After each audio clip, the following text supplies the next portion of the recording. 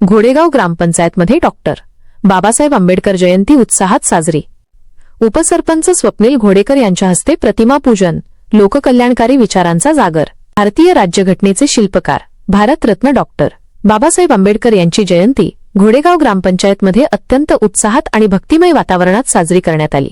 या प्रसंगी उपसरपंच स्वप्नील घोडेकर यांच्या हस्ते डॉक्टर बाबासाहेब आंबेडकर यांच्या प्रतिमेचं पूजन करून अभिवादन करण्यात आले।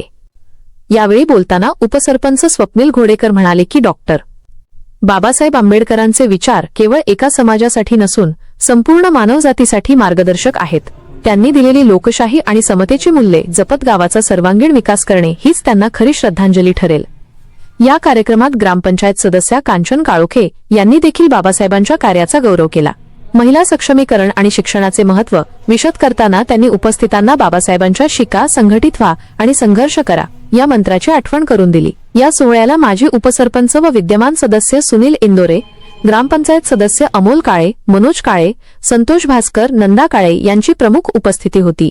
तसेच ग्रामपंचायतीचे कामकाज पाहणारे कर्मचारी कैलास डोके, दत्तात्रय काळे, सुप्रिया हुले आणि दत्तात्रय काळोखे यांनी कार्यक्रमाच्या नियोजनात मोलाचे सहकार्य केले। कार्यक्रमाच्या शेवटी उपस्थितांनी बाबासाहेबांच्या विचारांचे पाईक होण्याची शपथ घेतली। गावातील नागरिक आणि मान्यवरांनी मोठ्या संख्येने उपस्थित राहून महामानवाला अभिवादन केले। आंबेडकरांचा विजय असो। भारतरत्न बोधिसत्व महानायक डॉक्टर बाबासाहेब आंबेडकरांचा विजय असो।